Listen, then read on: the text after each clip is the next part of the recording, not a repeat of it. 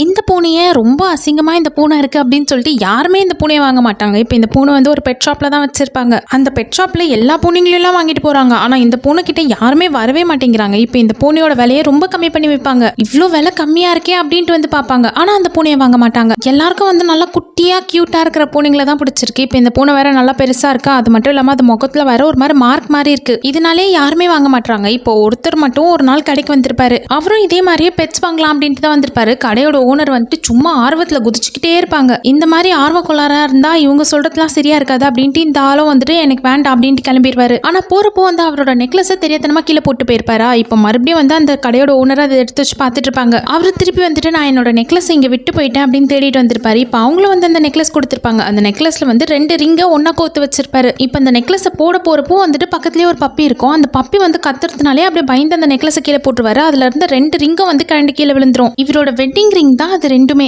இவரோட வைஃப் இறந்து போயிட்டு இருப்பாங்க. அதனால வைஃபோட ரிங்கையும் இவரோட ரிங்கையும் ஒன்னா சேர்த்து ஒரு செயின் மாதிரி போட்டுட்டு இருந்திருப்பாரு. வைஃபோட ரிங்கு கரெக்டா உருண்டு போயிட்டு அந்த பூனை யாருமே வாங்காம இருந்தாங்களா அந்த பூனை கீழே போயிட்டு விழுந்துரும். அதை அவர் எடுக்கும் போது கரெக்டா அவரும் வந்து அந்த பூனையை தான் பார்ப்பாரு. அந்த பூனையை வந்து இவரை தான் பார்க்கும். அந்த பூனை என்னமோ இவர்கிட்ட பேசுற மாதிரியே தான் இருக்கு. இவருக்கு பார்த்த உடனே ரொம்ப பிடிச்சிருக்கு. அதனால கடையோட ஓனர் கிட்ட போயிட்டு இந்த பூனையை நானே வாங்கிக்கிறேன் அப்படின்னு சொல்லியிருப்பாரு. கடையோட ஓனருக்கு ஒரே சந்தோஷம், இந்த பூனையை வாங்கிட்டு போயிடுறாங்களே அப்படின்ட்டு. இந்த பூனையை மட்டும் யாரும் வாங்காம ரொம்ப கஷ்டப்பட்டுட்டு தான் இருந்தாங்க. கடைசியில எப்படியோ இதுக்கு ஓனர் கிடைச்சிருச்சு அப்படின்ட்டு அவங்களும் ரொம்ப சந்தோஷமா தான் இருப்பாங்க. கொடுத்து அனுப்பிடுவாங்க. இப்போ இவரும் வந்து வீட்டுக்கு பூனையை தூக்கிட்டு போயிடுவாரு. கூண்டுல இருந்து வெளியே வா அப்படின்னு சொன்னாலும் அந்த பூனை வரவே மாட்டேங்குது. எங்க ஃபேமிலியில இருக்கிற யாருக்காச்சும் நம்மள பார்த்து நம்மள பிடிக்காம போயிட போகுது அப்படின்ட்டு பயந்துகிட்டே உள்ளே தான் இருக்கும். இதையும் அவர் புரிஞ்சுக்கிறாரு. வீட்டுல யாரும் இல்லை, நான் மட்டும் தான் இருக்கேன் அப்படின்னு சொல்லியிருப்பாரா. அப்போதான் வந்து இவரும் நம்மள மாதிரியே தனியா தான் இருந்திருக்காரு. அதனால இவருக்கு நம்ம தான் துணையா இருக்கணும் அப்படின்ட்டு ஒரு நிமிஷம் கூட இவரை விட்டு பிரியாம இருக்கு. இவரும் வந்து ஃபர்ஸ்ட் இந்த பூனைக்கு பேர் வச்சிடலாம் அப்படின்ட்டு என்னென்னமோ பேர்லாம் ட்ரை பண்ணிட்டு இருப்பாரு. அப்புறம் சன்ஷைனன் வைப்பாரு. ஏன்னா 2 பூனை அவரோட வாழ்க்கையில இந்த பூனை வந்ததுக்கு அப்புறமா தான் கொஞ்சம் சந்தோஷமே இருக்கிறதுனால சன்ஷைனன் வச்சிருப்பாரு. பூனைக்கு என்னெல்லாம் சாப்பாடு பிடிக்குமோ தேடி தேடி வாங்கிட்டு வந்திருப்பாரு. இப்ப இந்த பூனை வந்து ரொம்ப நிம்மதியா தூங்கிட்டு இருக்கும்.